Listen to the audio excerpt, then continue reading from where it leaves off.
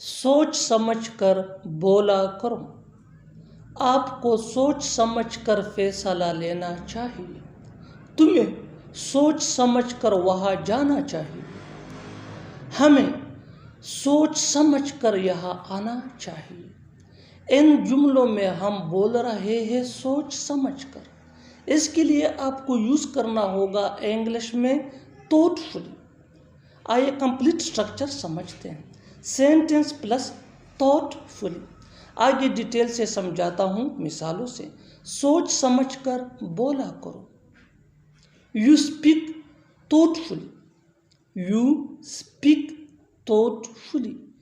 आपको सोच समझ कर फैसला लेना चाहिए। You should take a decision thoughtfully.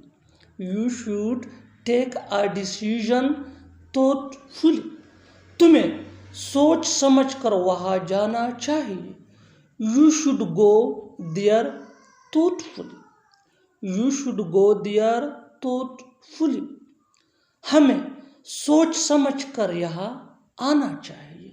We should come here thoughtfully. We should come here thoughtfully. और आखिर में ये सेंटेंस आपके लिए। कमेंट सेशन में इसका जवाब ज़रूर देना। उसे सोच समझ कर खेलना चाहिए। उसे सोच समझ कर खेलना चाहिए। Subscribe English PS for more advance English sentence structure. Thanks मन।